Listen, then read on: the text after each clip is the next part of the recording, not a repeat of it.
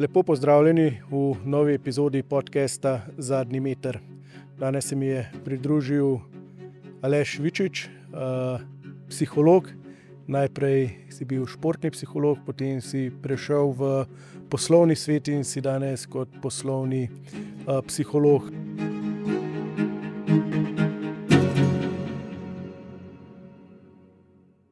Živja, Darko tukaj. Vem, kako je živeti z omejitvami. In vem tudi, da finančna svoboda ni privilegij, je pravica. Ko sem bil profesionalni športnik, sem se naučil eno stvar. Dober načrt je vse in enako velja za tvoj denar. Varčevanje v plemenitih kovinah ni samo za bogate. Že s 25 evri mesečno lahko začneš graditi svojo finančno varnost. Ne čakaj na popoln trenutek. Tvoja prihodnost je tvoja odločitev. Več o ponudbi preveri na povezavi spodaj. Kako je v bistvu ta tvoja pot potekala? Najprej pa seveda lepo pozdravljen, hvala, ker si se odzval povabilu. Lepo pozdravljen, tudi hvala za povabilo. Kako je moja pot potekala? Ja, kot zelo mlad sem pač začel kot trener košarke, potem sem nadaljeval v košarkarskem klubu Unin Olimpija kot športni psiholog. Konec 90-ih, začetku 2000-ih, potem sem se razširil nekako v druge športe, sem šel v druge športe. Bil 20 let tukaj športni psiholog v slovenskih športih, različnih športnikov, več kot 400 športnikov iz 40 različnih športov. Pred približno 5-6 leti tu nekje sem se pa odločil, da bi še enim drugim performerjem, ki so v zahtevnih okoliščinah, nekaj dal.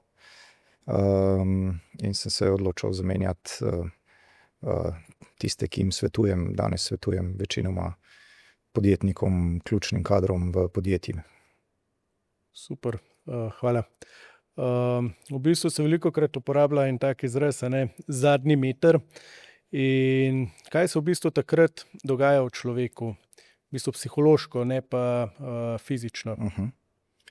V zadnjih metrih je verjetno tako v športu kot v poslu ali pa drugače v življenju ali nekih pomembnih izpitih, preizkušnjah, porokah, če hočeš. V bistvu gre za eno mešanico po eni strani, rečemo jim, neprijetnih čustev, kot so dvomi, skrbi, kot so utrujenost, kot so polna glava nekega razmišljanja, a to bo šlo ali ne bo šlo do konca, do zadnjega metra. Razmišljanja, strahov tudi, kaj bo pol, ko bo zadnji meter mimo. Rečemo, da je to en del. Drugi del pa, ker se seveda zavedamo, da je dobro, fajn, pravilno narediti te zadnje metre, da pridemo do cilja, se pa seveda dogaja hkrati tudi neko soočanje in premagovanje teh neprijetnih čustev, teh neprijetnih misli, kjer se spodbujamo, naprimer, kjer se jim čadi, zdrži še malo, da je nekaj več, se bo kmalu konc. Tako da v bistvu ta mešanica po eni strani nekih neprijetnih, po drugi strani pa nekega soočanja s temi neprijetnostmi. Kot neke vrste konflikt. Tako kot neke vrste konflikt ali pa neke vrste, bom rekel, dvojnost v glavi, zavedanje pomembnosti trenutka, zavedanje težkosti trenutka, zavedanje, da boš morda ne boš zdržal, ne boš dosegel cilja, in na drugi strani zavestnega, rečemo temu, soočanja, da prideš do konca. To poznamo recimo v športu, kot na primer, ne vem, plavanje, ko te vse boli, ko si par metrov do konca, pa ne veš, a boš zdržal ali ne boš, po drugi strani se pa preganjaš, ajde, daj še malo, se bo kmalu konc. Tako v podjetništvu, kot na primer, da je potrebno neko pomembno pogodbo podpisati, pa ne veš, kaj bo pol, a bo pol delovalo ali ne bo delovalo, ko bomo to podpisali.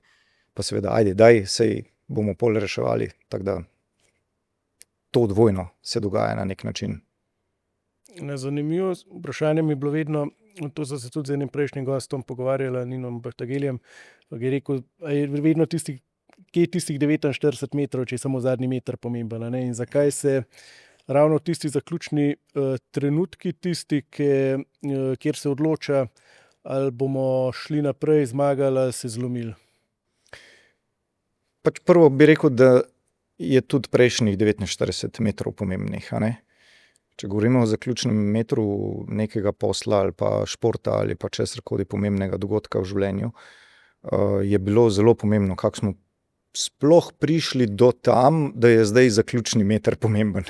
Tudi prej smo veliko pomembnih stvari delali, kot na primer trenirali, odrekali se, dobro vodili ljudi in tako naprej, da smo lahko prišli do tega, tu pa je zdaj nekaj odločilnega. Zakaj je to odločilno, zakaj je to pomembno? Zaradi tega, ker v bistvu tam tik pred koncem smo vsi soočani s tem, da bomo ali pa ne bomo dosegli cilja. To je kar pomembna stvar. Zakaj smo se mogoče 49 metrov ali pa 5 let preganjali, da bomo zdaj prišli do tega, da se bo zdaj izkazalo, a to bo ali ne bo. In takrat imamo občutek izjemne odločilnosti, ker se nam seveda zdi, da toliko truda vloženega v prejšnjih 49 metrih se seveda zdaj pravilno in bi bilo dobro, da se materializira. A ne? In imamo nek občutek nekega dokončnega, zdaj bo ali ni. Dostkrat pri mojem delu tudi skušam ta občutek dokončnosti, usodnosti, rekel, malo bolj orealniti in zmanjšati, tudi zaradi tega, da je lažje zadnji meter zdržati. Naprimer, kdaj tudi pripraviti športnika, podjetnika na porast, na nedoseganje ciljev. In morda potem ne pride do take usodnosti zadnjega metra in jo, mimogrede paradoksalno, pozitivno paradoksalno, se lažje zadnji meter potem tudi spelje. A ne? Zato nekako, ker imamo občutek pomembnosti, drugačnosti, usodnosti, ki je včasih tudi napačen, mimogrede. Ja, če smem podeliti kar svojo izkušnjo tam iz Ria 2016, ko sem zadnji dan plaval še zadnjo tekmo in sem v bistvu imel v glavi, da je medalja edina zmaga, brez medalje tudi jaz nisem imel vrednosti in sem si toliko veliko težo postavil, da sem se zlomil pod to težo. Ja. To velikokrat slišim, ja. Športniki, podjetniki, drugi performerji si dajo neko točko kot cilj tako zelo usoden, da so seveda potem v zadnjih metrih ali pa morda že prej pridejo neki drugi efekti, ki ne morejo pol dati vsega od sebe. Kasneje pa rečejo, pa sej v bistvu ni bilo tako usodno, kot sem takrat mislil. Lahko preživimo tudi brez tega, da nimamo olimpijske medalje ali kaj podobnega. Nazaj gleda še vedno bolj objektivno iz razdalje. Seveda. Za voljo performinga v tistem trenutku pa je seveda smiselno, da tudi v tistem trenutku se nekaj takega, morda manj usodnejšega tudi zavedamo, zato da nam bo lažje speljati. Temu se rečem pozitivni paradoks. Seveda je pomembno, fajn, da narediš pravilno, vendar morda neke dimenzije tega ne gledati tako zelo usodno. Naprimer, če se malo pohecam, tudi v tvojem vprašanju, pa nisi edini, ki mi ga zastavljaš, nasplošno se v javnosti govori o zlomu. Tudi, to moram posebej poudariti. Zakaj govorimo, da se športniki zlomijo pod pritiskom? To je tako grozna beseda. Ne, pač malo več pritiska je čustvenega, morda zaradi pomembnosti, ker si jo želijo, ampak se to ni vendar zlom, se ni konc sveta, ni konc njihovega življenja, se niso oni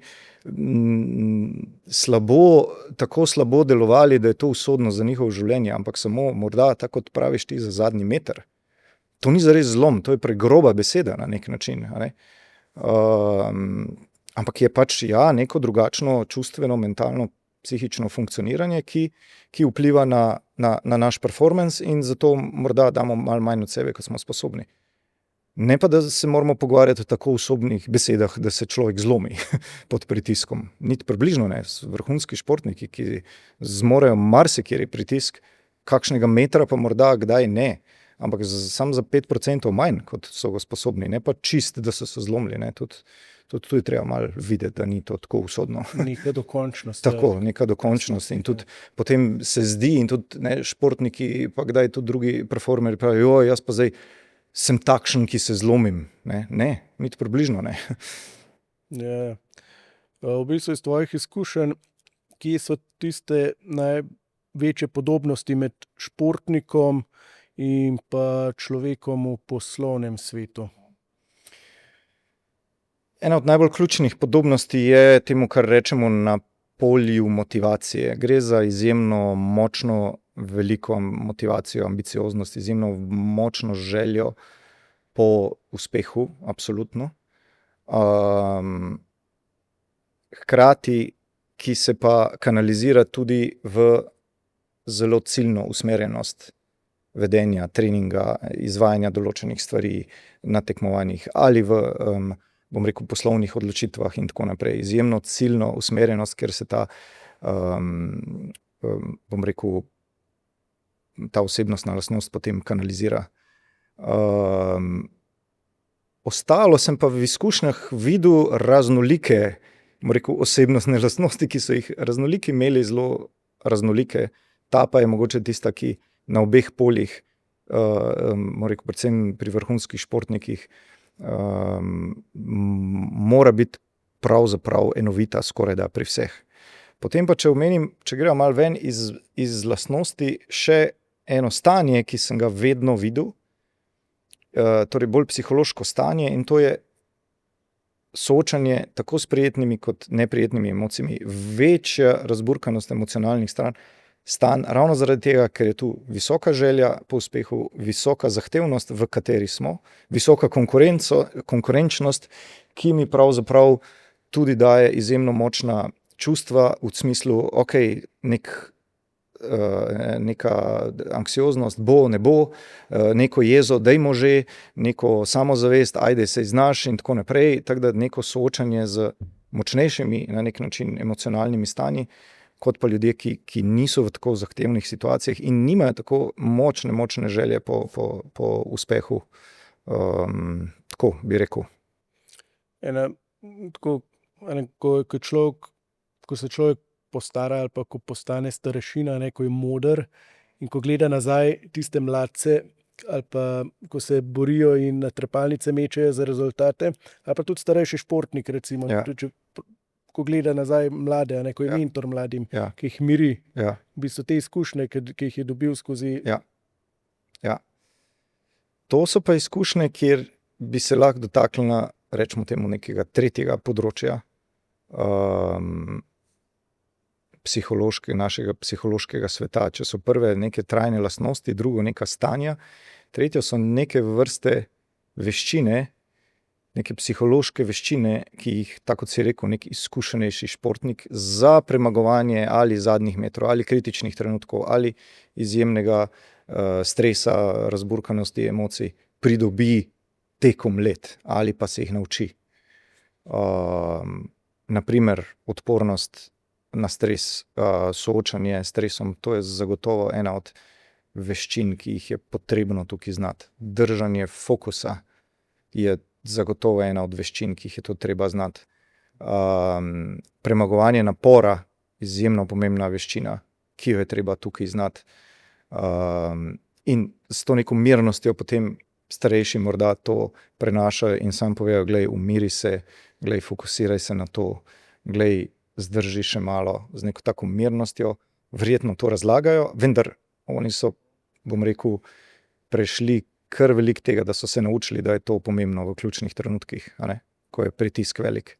V bistvu, kako se po tvojem mnenju sploh gradi odpornost na stres in koliko tega prinesemo s sabo iz otroštva? Tukaj bi se mogoče tudi malo navezal zdaj na mlajše generacije, ki se ogromno govori, da niso sposobne takšnih pritiskov, da so manj ambiciozni. Zdaj, odpornost na stres ali pa recimo, če greva še malo širše, ne samo odpornost, ampak tudi soočanje s stresom, je ena od veščin, lastnosti, eni pravijo sposobnost, jaz pravim eno in drugo in tretje, in sposobnost in osebnostna lastnost in na nek način veščina se uči že začne zelo zgodaj. In ima korenine v še temeljnejšemu, bom rekel, veščini, kot so zdržati v frustraciji. In seveda nekdo, ki je zelo zgodaj naučen čist preprostega principa, si lačen, počakaj mal, bom ti malo kasneje dal za jesti. Si moraš vezalke zavezati, zaveziš se jih, tudi če ti ne gre, zdrži v frustraciji. In resne raziskave so ugotovile, da pač posamezniki, ki so že od malega naučeni da lahko mičken dlje zdržijo v frustraciji, da so tudi kasneje bolj rezilientni, odporni do stres in da so kasneje imajo več veščin, to je pa zdaj ta nadgradnja, kako se pravzaprav z stresom in z neprijetnostjo soočati. Če ti otroka od malega učiš, pa potem seveda eno pomembno obdobje, adolescenca, učiš, vem, da se ti je neprijetno zdaj iti učiti, sem 5 se učiti, zdrži to, premagaj napor, pomagaj si z določenimi dodatnimi veščinami, ki pravzaprav omogočajo soočanje s stresom, kot so umir se malo, premagaj svojo neprijetnost, zdrži s fokusom ob knjigi, zvezku in tako naprej. Potem so to na neko osnovno, bom rekel, lastnost zdržati v frustraciji, še dodatni mehanizmi, veščine, kako se pravzaprav soočati čisto konkretno z tistim stresom, ki ti pride. Jaz sem omenil recimo stres zdržanja pri učenju, lahko pomenil stres zdržanja pri naporu fizičnem, kot je teč še 2 kilometra naprej, čeprav si jih 13 že odlaufal. Lahko bi omenil kot vzdržanju naprimer neprijetih odnosov, konfliktov, naprimer v podjetju, kjer je treba vztrajati naprimer pri svojem, da bomo na pravilen način delali, čeprav to marsikomu ne paše, pa je treba nekaj časa zdržati v konfliktu in dati neke mehanizme, kako razrešiti te konflikte in tako naprej.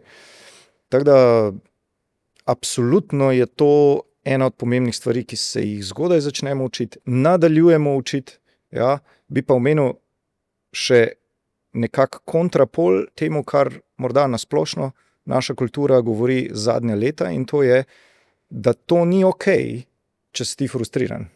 Da to ni okej, če si ti v stresu. Da moraš iz tega čim prej ven, v nek užitek, v neki fajn, v neki dobrega. Ne, fajn je za neko dobro odpornost in rezilientnost, da se na nek način doživljanje stresa ne katastrofizira, ne omeni, kot da je to nekaj slabega.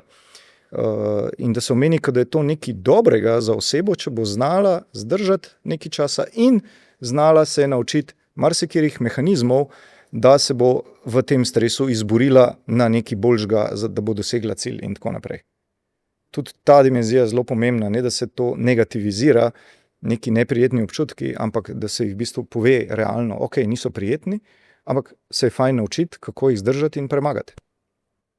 Tudi permisivna vzgoja verjetno pa še v ta kontekst izogibanja stresu. Tudi na nek način, ja. Tudi na nek način. Tukaj bi rekel še mogoče eno vprašanje naprej, da je naslednja stopnja od frustracije pa verjetno ali travma oziroma težka izkušnja. Ne? In ali so to lahko vir moči ali pa ostanejo breme, ki ga nosimo naprej, da nas to v bistvu požene ali pa zavira v življenju.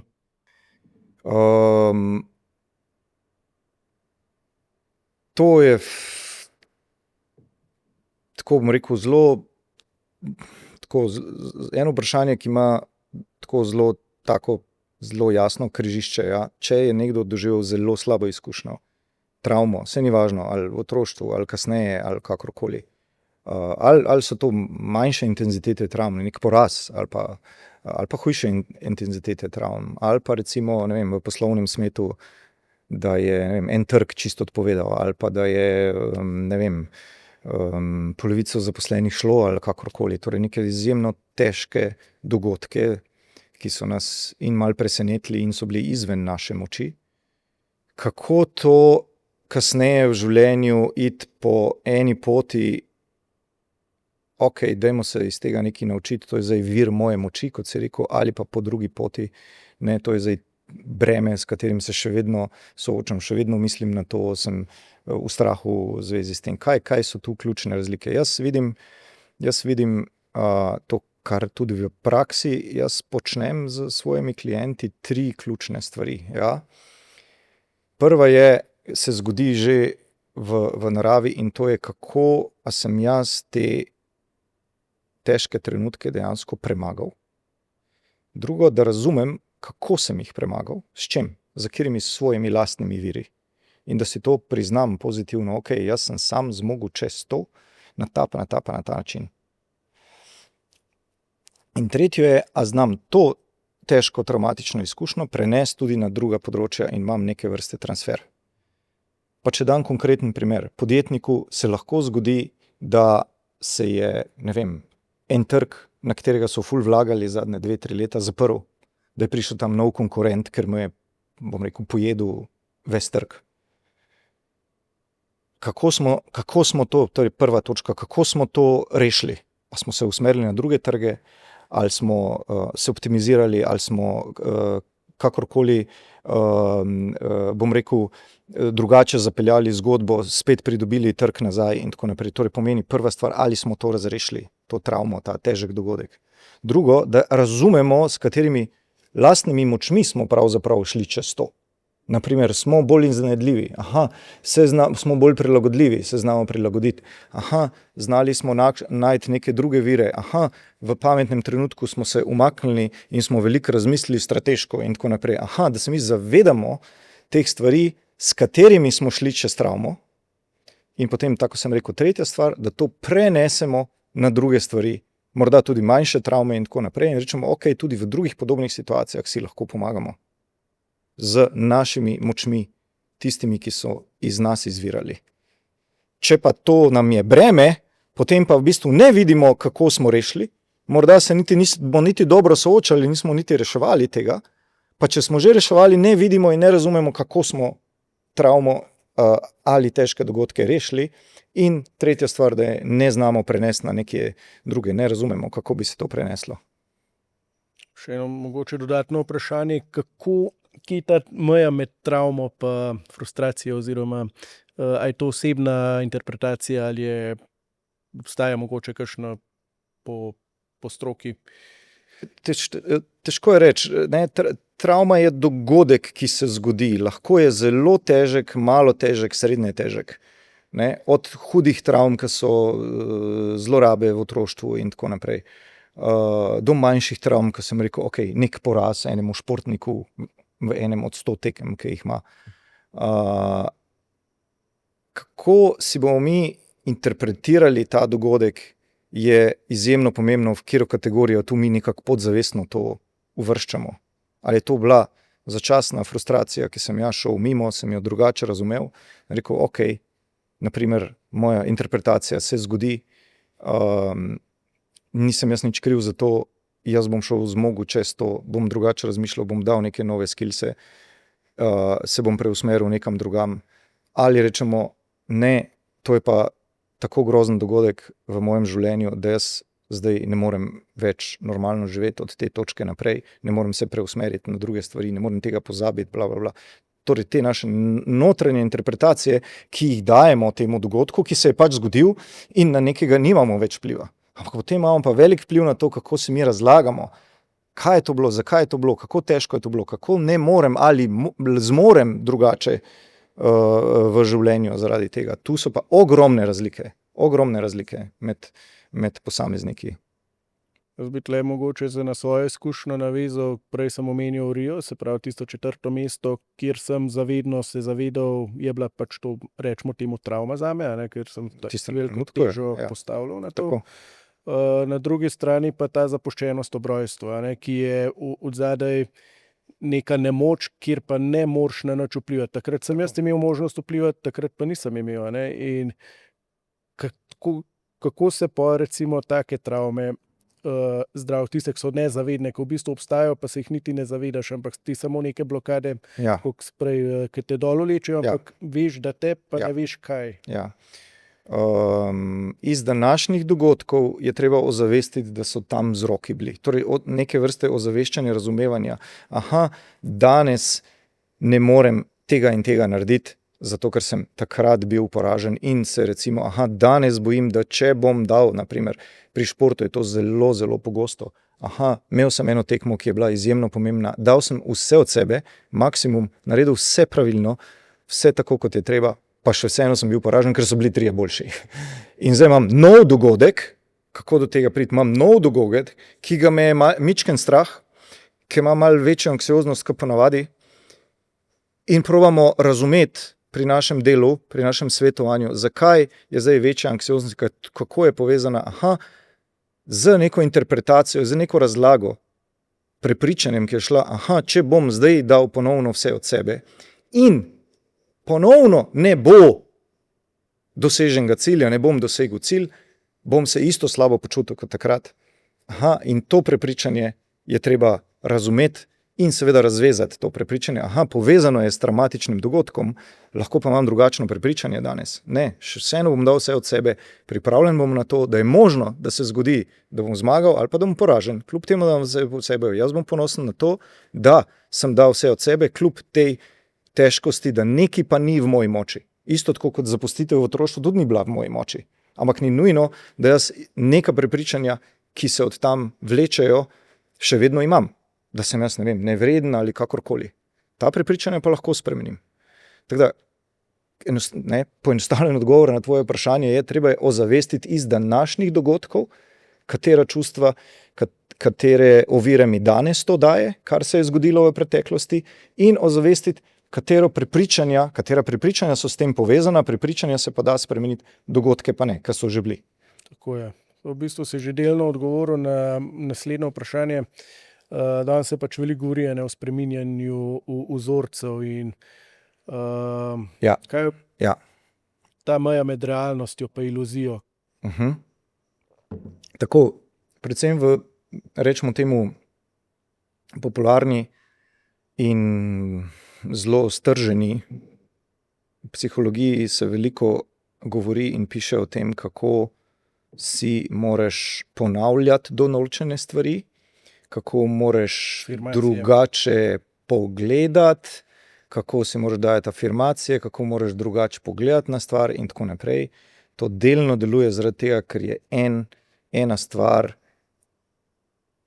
ki zelo močno deli med iluzijo, kot si rekel, in realnostjo. In ta ena stvar se reče verjetje v novo prepričanje, verjetje v nov miselni vzorec. Če oseba ne verjame v nov miselni vzorec, v to, kamor je želel spremeniti prepričanje, mišljenje, potem pač ne bomo kaj veliko naredili. Treba je spostaviti verjetje. Na čist tak preprost način bom rekel, naprimer, veliko si govori, a zmoreš ali ne zmoreš. Daj si govori, da zmoreš in potem bo ta stari vzorec ne zmorem šel. Ne bo šel, če ti ne boš verjel, da zmoreš. Ljudje si želimo dokazati, da zmoremo neko stvar. Saj ni važno, kaj to je.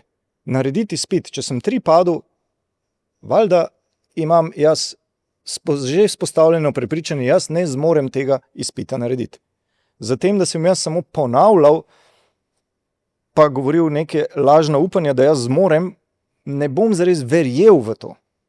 Treba je najti neke dokaze, kot naprimer, kako se lahko drugače pripraviš na ta izpit, kako so ga drugi reševali, kako bi lahko drugače odgovarjal na določena vprašanja in tako naprej. Katere napake sem delal, dajmo razumeti, analizirati napake in preko tega, ko sem na ta vprašanja odgovoril, si bom jaz morda počasi postopoma dokazal, da jaz zmorem narediti ta izpit.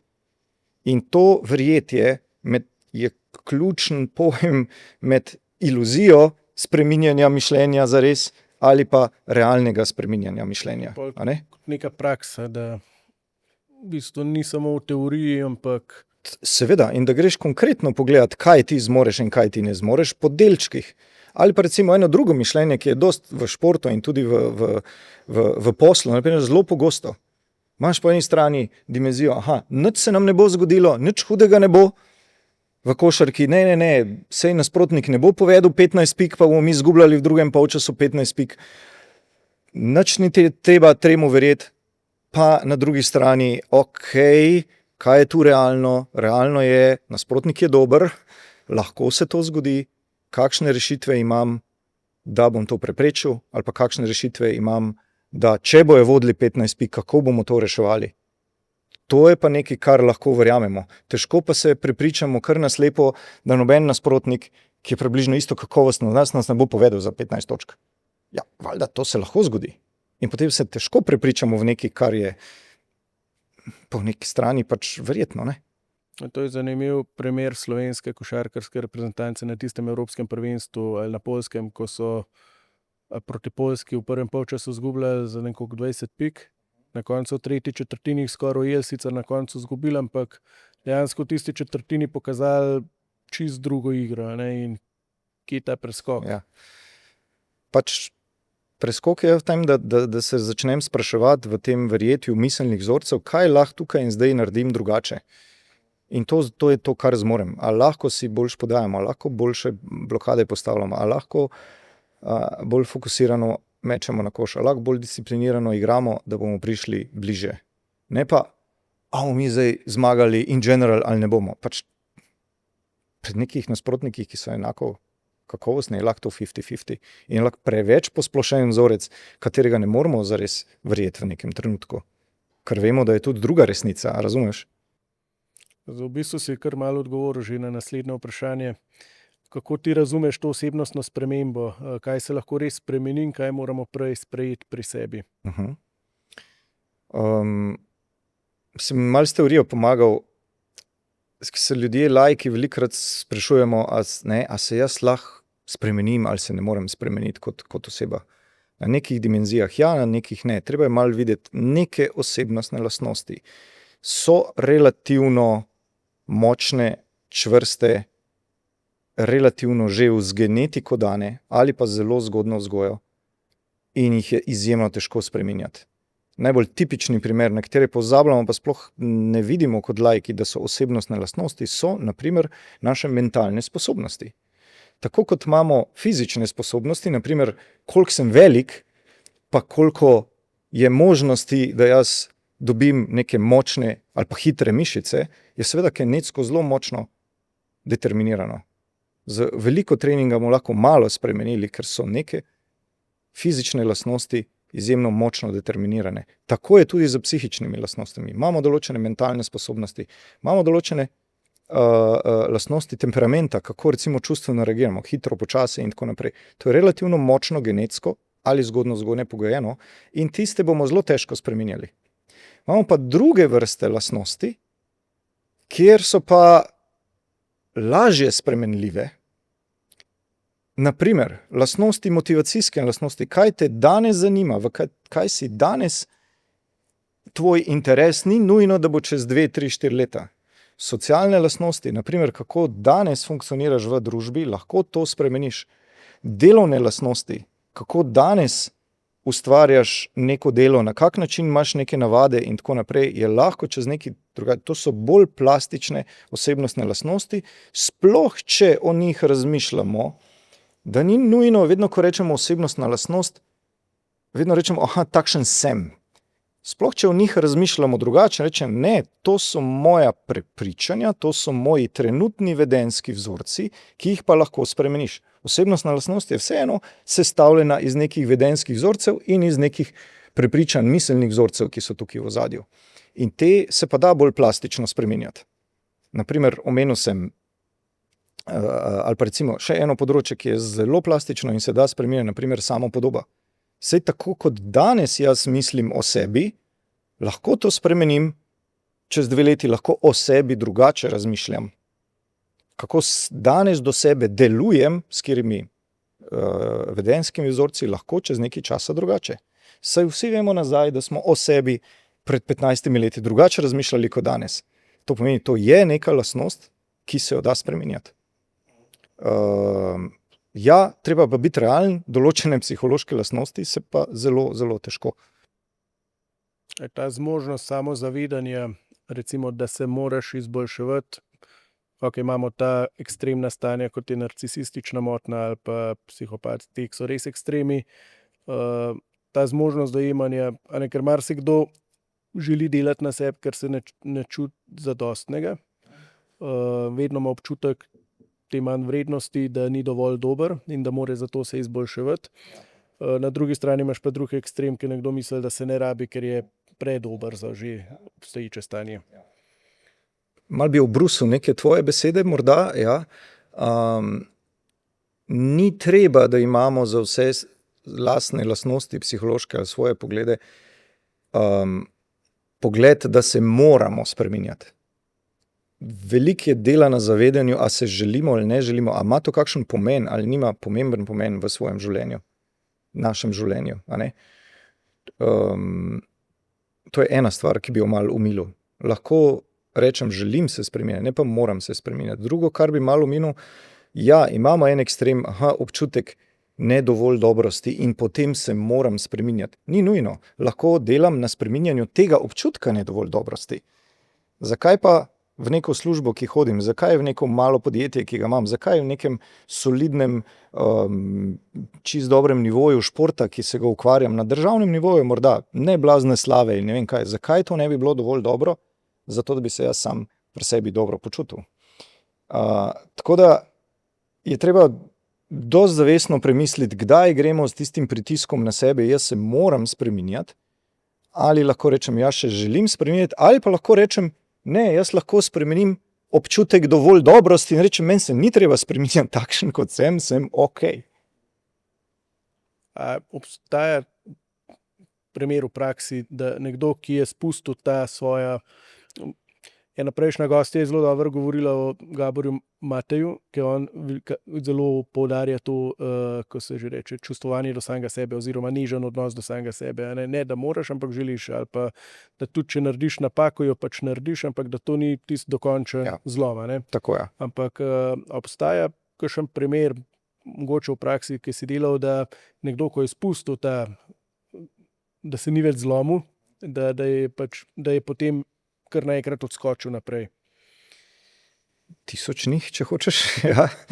Z mojimi klienti, tako v športu kot poslu, kot izven, veliko pač delam na tem, da ne bom rekel, da spustijo kriterije do sebe, to mogoče ni prava beseda, ampak da jih bolj orealizirajo. Malo je čudna beseda, ampak ravno to govori, na čemer jaz veliko delam.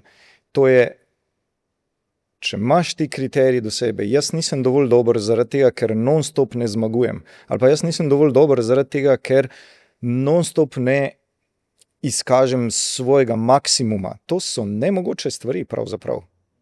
In je treba orealniti, da ni nobenega na svetu, ki bi non-stop izkazoval svoj maksimum, ni nobenega na svetu, ki bi non-stop zmagoval in tako naprej. Ne rabi se zato ne dovolj dobro počutiti. Tako da se ta občutek svoje lastne vrednosti, svoje lastne dobrosti pravzaprav orealizira in pač ja, to smo 1000-krat videli, to smo delali z veliko športniki, z veliko podjetniki, dajmo biti realni, katera pričakovanja lahko do sebe spuščamo ali ne. A to pomeni znižanje pričakovanj? Jaz mislim, da to ni prava beseda. Jaz mislim, da je prava beseda orealniti pričakovanja do sebe. In seveda takrat se človek sprosti, takrat človek rata bolj samozavesten. Zakaj je bolj samozavesten? Zato, ker vidi, da te bolj realna pričakovanja do sebe lahko doseže. Prej pa je podzavestno sploh ni pravzaprav razumel, zakaj ga je toliko strah nekih ne ciljev, nekih nedosežkov. Ja, zaradi tega, ker so bile nerealno zastavljene. In seveda en del tvoje psihe je razumel, da jih je težko doseči. In potem se dvigne samozavest, pol se človek sprosti, pol se celo motivacija dvigne in seveda dosežki narastejo. Gremo naprej na čustva. V prelomnih situacijah pogosto ne odločajo sposobnosti, ampak čustva. Zakaj imajo takšno moč? Ja. Zelo enostavno. Zaradi tega, ker psihofiziološko ali pa evolucijsko, če hočeš, vemo že ne vem koliko milijonov let, ja, ne samo znanosti par 100 let, ampak človek je to že prej vedel, čutil, da čustva vplivajo na našo fiziologijo, kar pomeni, športnik, ki je malo preveč v stresu, bo malo bolj zakrčen in bo to vplivalo na njegove mišice in zaradi tega bo to vplivalo na njegovo vedenje oziroma dejanja, ki bojo delali. To pomeni, da njegovo gibanje, plavanje, smučanje, košarka ne bo več mehko, elastično, tripikce, ne bo več toliko učinkovito, kolikor zna. In takrat rečejo trenerji, pa športniki sami, on ne dela tako, kot zna, ne vemo, kaj je. Vemo. Morda je pred pretiranim stresom, pod pretiranimi neprijetnimi čustvi, kot so strah, anksioznost, ali pa celo jeza, ali pa celo obup, ali kakorkoli, in se mu je fiziologija spremenila. In ta fiziologija vpliva na njegovo gibanje.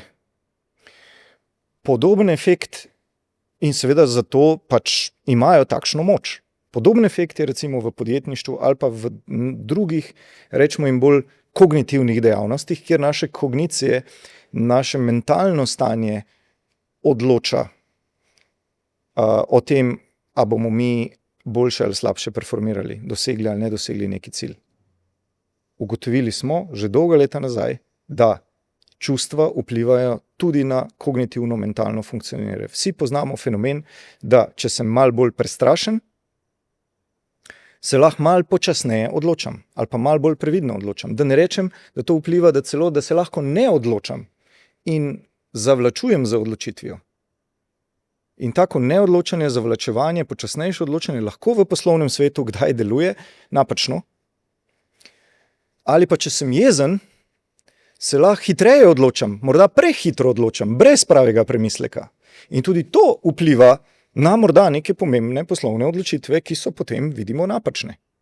Torej, naše emocije vplivajo na kognitivne procese in to vpliva na naša dejanja. Naše dejanja so pa v tem primeru odločitve, ki so lahko napačne, ali prehitre ali prepočasne.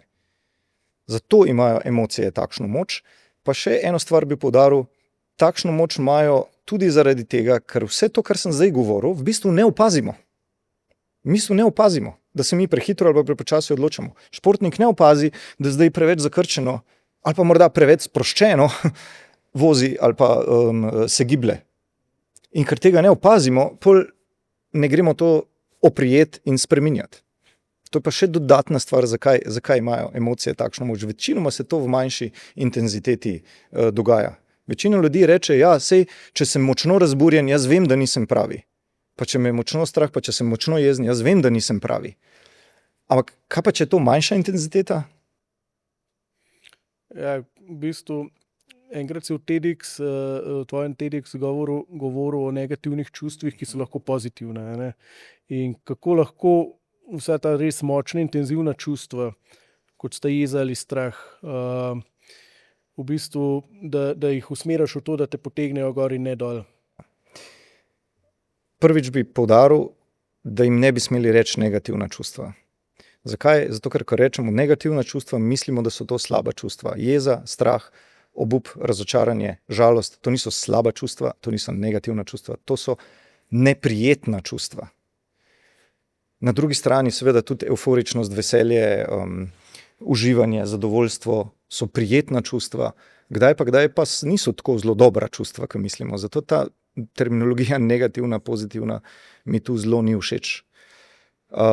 Če govorimo o neprijetnih čustvih, kot so na primer strah in jeza, kaj bo odločilno vplivalo na to, ali bomo mi, rečemo temu v narekovajih, izkoristili v sebi v prid ali sebi v škodo, jaz mislim, da je ključna komponenta tu, kaj bomo z njimi naredili. Kaj bomo naredili z njimi? Če jaz čutim, da pa športnik recimo čuti tesnobo, majhen strah pred tekmo in mu ta signalizira, ok, daj se malo bolje pripravi in se športnik za to bolje pripravi, bolje si predstavlja tekmo, bolje vizualizira, potem bo to čustvo strahu izkoristil sebi v prid. Če podjetnik na drugi strani čuti malo več jeze in mu ta jeza sporoča, poglej, jaz nisem zadovoljen s tem, kak, ne vem, en moj sodelavec deluje, zaradi tega, ker nam to škodi in bo šel to sporočiti. Ja, morda s kančkom jeze in nezadovoljstva, sporočiti sodelavcu, se bosta tam zmenila, kaj je tisto, kaj je prav in kaj je narobe, kaj nam škodi, kaj nam ne škodi, bosta to ozavestila in bosta morda oba ali pa ta spremenil svoj način delovanja in bo zato bolj uspešno. Potem je to zelo konstruktivno izkoriščanje v pozitivnem besedu nekega neprijetnega čustva. In zato se jaz sprašujem, zakaj bi jim rekli negativna? Saj smo jih vendar napeljali preko našega vedenja, preko naših dejanj, predtem smo mogli ozavestiti, kaj nam pravzaprav sporočajo. To bi bil, bom rekel, nek pravilen potek, ozavesti, kaj ti sporočajo in potem pejdi v neka dejanja, ki so tu konstruktivna in se bližajo tvojim ciljem. Prav, če se izogibaš tem čustvom, se spotencirajo do tega, da postanejo neobvladljiva. Tako, tudi to, a ne? ali pa se spotencirajo do tega, če se jim izogibajo, se spotencirajo do tega, da v bistvu mi nič ne ukrepamo. In potem, če zdaj ta športnik se ne pripravi, kljub temu, da ga je strah, bi to zignoriral, poslušal neko glasbo, ne vem, hodil naokrog, se pogovarjal z ljudmi, ne pa pripravil se boljše na tekmo, potem pač mu to v kasnejšem performingu pravzaprav škodi in zmanjka. A ne?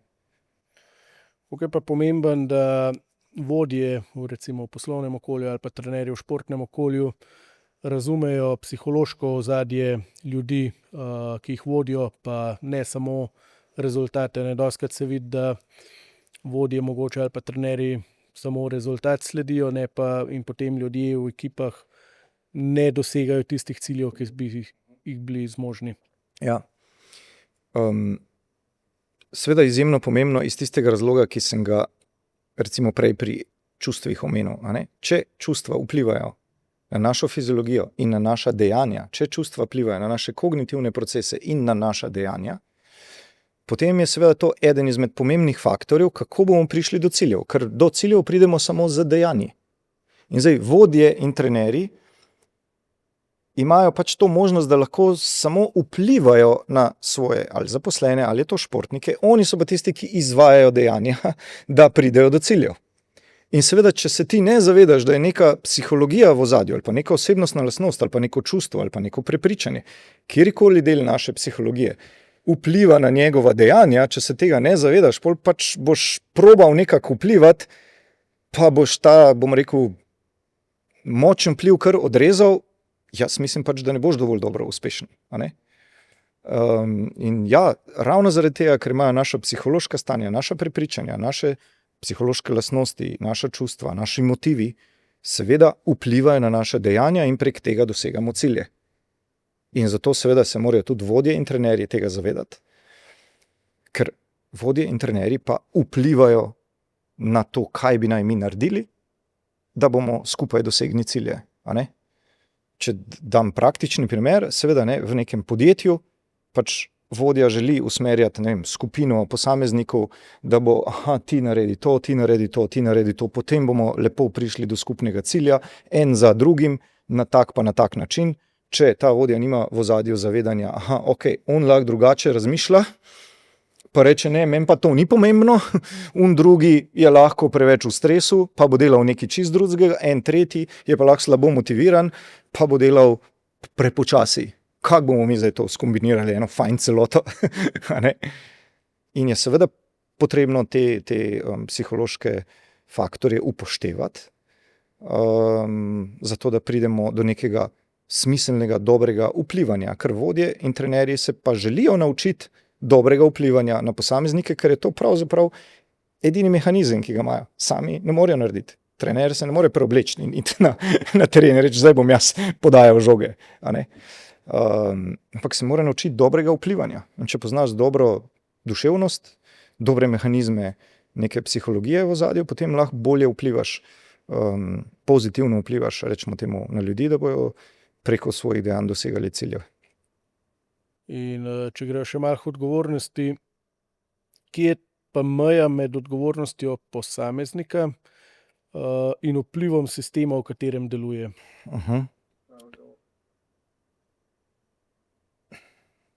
To je eno tako zelo težko vprašanje.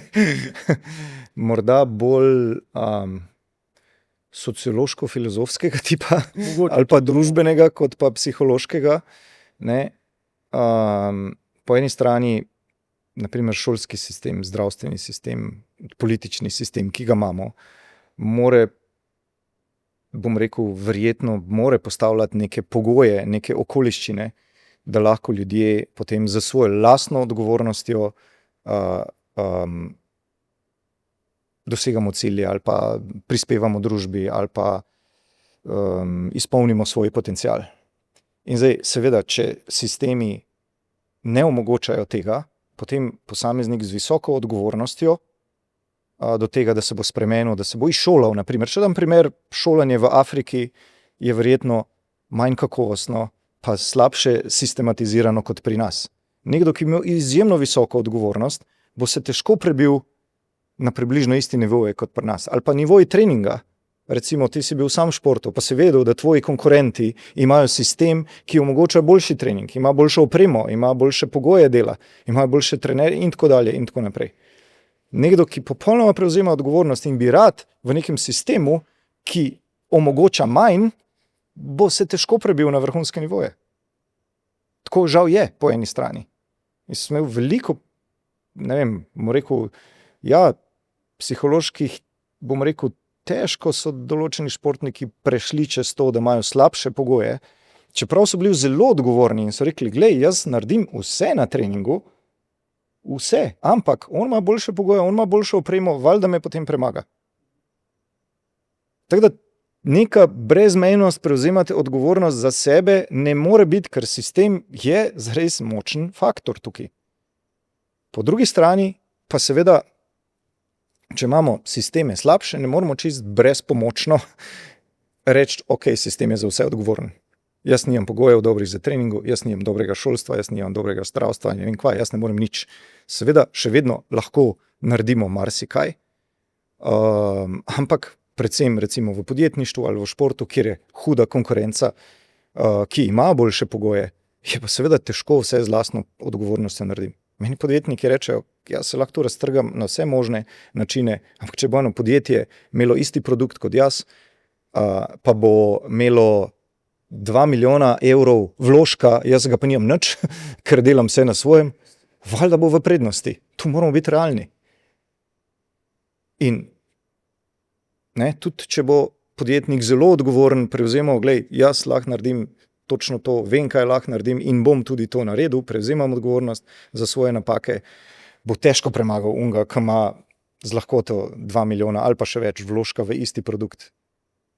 Siguren. Ja. Tako da to je bolj družbeno, politično, sociološko vprašanje kot osebnostno, vendar, kot psihološko, vendar, kot psiholog pa seveda poudarjam nek stalen notranji lokus kontrole, ki je izjemno pomembna lastnost, in to je, daj poglej vedno, kaj ti lahko narediš v danih okoliščinah, v danem sistemu. In bodi najmanj ponosen na to, da si naredil maksimalno, koliko se je dalo v teh okoliščinah. Ja, meni se v tem vprašanju vedno se mi tisti notranji konflikt pojavlja pri recimo 4. mesto na 200 metrov prosto v Riju, kjer se je pojavil kitajski plavalec, ki so ga kasneje prestavili v višjo kategorijo. Ja. In konflikt je pa zato, ker sem pač tudi sam vedel, da določenih treningov nisem odplaval 100% in bi mogoče, ne, tukaj pa ta džep. Mogoče, ja, če bi, ja. In pol ta jeza ali pa razočaranje nad sistemom siguren obstaja, se pravi, če zdaj osebno rečem, me je izdal, ne, ali pa ni bil v redu, da se je to zgodilo. Na drugi strani sem pa tudi jaz sebe delno razočaral, pa izdal, ker nisem 100% delal določenega števila treningov. Ja. Pač si povedal, kaj je v realnem življenju velikokrat. In to je, delno je, če zdaj malo karikirano rečem, kriv sistem, delno smo pa krivi tudi sami. Zato sem jaz recimo z športniki, pa tudi zdaj za podjetniki, veliko delam na tem, res se dobro fokusira na to, da boš naredil vse, kar je v tvoji moči. In potem na koncu bomo prešteli kockice, prešteli cilje ali ne vem kaj. Najmanj to, da sebi ne boš mogel učitati, da nisi vse naredil. Ne? Absolutno je to pomembno. V realnosti je pač to preplet mi te rečemo situacijskih faktorjev in lastnih notranjih osebnih faktorjev. Sam nikoli ne zapustiti, pač dobri performerji vedno to delajo, nikoli ne zapustijo tega fokusa na to, kaj jaz lahko naredim. Čeprav je to včasih težko, ko vidiš, kako nekdo vlaga 2, 3, 10 milijonov v isto stvar, ti pa še 2 jurja ne moreš dati. Se pravi, to prevzemanje odgovornosti, v bistvu tista meja med uspešnim, tistim, ki zraste, pa unim, ki obstane. Zagotovo bi rekel, da je to ena od bolj pomembnih, bom rekel, tudi v raziskavah potrjenih lastnostih, ki govorijo o tem, kateri so bolj uspešni v neki dejavnosti, ni važno, kaj to je, ali manj uspešni. Ni edina, ne me narobe razumeti, ampak v psihologiji se ta zelo, zelo poudarja, če nekdo prevzema odgovornost za lastna dejanja, če nekdo prevzema odgovornost tudi za lastna uravnavanja čustvovanj, prevzema odgovornost za lastna prepričanja, sprememba prepričanja, če prevzema odgovornost za to, kaj lahko spremeni, kaj lahko naredi, kljub neugodnim okoliščinam, potem je to zares dober mindset, če temu hočeš reči, za to, da boš recimo temu uspešen življenju dosegal visoke cilje in tako naprej. Ni edini, poudarjam, ampak izjemno močen pa zagotovo. Zakaj se pa ljudje tako radi uklepamo zunanjih razlag, kot pa notranje moči, ne, tega odločanja? Ja. Mislim, čisto preprosto zaradi tega, ker nam je, če se vrnem na ono diskusijo, vsem neprijetno zdržati v frustraciji. Frustracija pa tukaj je, sam si jo omenil, sam mogoče nisem naredil dovolj, sam mogoče nisem pravilno delal, sam se mogoče tukaj zasral, po domače povedano, sam se nisem držal nekih pravil in to je težko, sploh če vežeš na to neko celostno samopodobo, pa rečeš, jaz sem za to manj sposoben, jaz sem za to manj vreden, z mano je nekaj narobe za voljo tega, ker nisem dovolj dobro naredil. In zato je to težko krivdo, samo krivdo, rečemo temu, prenašati. Emocionalno težko, sploh dlje časa. Noben mu ni fajn se s tem soočati. In mu ni fajn iti po tej nadaljni, zdrži frustracijo o tem, kar sem dan govoril, zdrži frustraciji, probaj najti neke mehanizme, kako se boš za drugič nekaj naučil, vstani iz tega, bla, bla, bla, razumi, kaj si narobe naredil. To je pač težko, ta celoten proces. Najprej si to priznati, potem biti nekaj časa v neprijetnih čustvih in potem preiti iz tega racionalno razumeti, kaj boš to drugič boljše naredil. To je pač težek proces. In zato se ljudje spontano lažje oklepamo drugega procesa, ki nam da hitre zadovoljitve, če rečeš po domače, in to je, drugi so krivi, decid. In sem olajšan, neprijetnih čustev, olajšan sem tega bremena, iskanja nekih boljših rešitev, olajšan sem. Seveda pa za neke, bom rekel, dosežke v življenju, to seveda ni večinoma prava pot. Opozarjam sam na en minimalni, bom rekel, pa ne toliko zelo minimalni, kar pomemben faktor še pri tem, ali pa dva. En je to, da včasih so res objektivne okoliščine, take, ki so botrovale temu, ne? Tako kot si sam rekel, ne? Če je nekdo imel 2 roki, valjda je imel prednost in potem so šele dojeli, da niso ga prav kategorizirali, pa bi se jaz lahko na glavo postavil, pa ne vem, koliko treniral, pa ne bi mogel, ne? Ali pa recimo veliko imamo tega v športu, pač boljša oprema, pač v nekaterih športih je boljša oprema in velik faktor, da. In tudi s krivljenjem sebe ali pa odgovornost za sebe ne pridemo kaj daleč. To je en faktor, ki ni tej prvi poti, ga treba dodati. Drugi faktor je pa tak, rečemo temu malo globlje psihološki. Ljudem, ki so se zgodile težke stvari v življenju, travme, o tem sva prej govorila, ki so jim drugi ljudje resnično krivico delali, ali zlorabljali, ali zanemarjali, ali karkoli, ki so se jim hude nepravičnosti zgodile.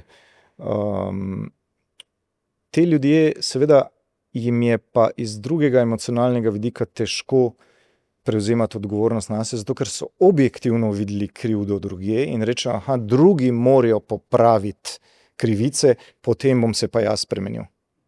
Sam zelo težko je, ker drugi jih ali ni več tukaj, ali ne bojo, ali se jim niti približno ne zdi, da bojo popravili krivice, mi pa stojimo na mestu, ker se nočemo spremeniti, ker hočemo tam na nek način pravico dobiti. Sam je to ful težko. Neka odgovornost do lastne percepcije dogajanja okoli nas. Ja, to pa se da potem spremeniti. Rečem, glej, jaz lahko percepcijo tu spremenim, krivice so se mi zgodile, travme so se mi zgodile, ne bojo se povrnili na tak način, ko bi morali, a ne.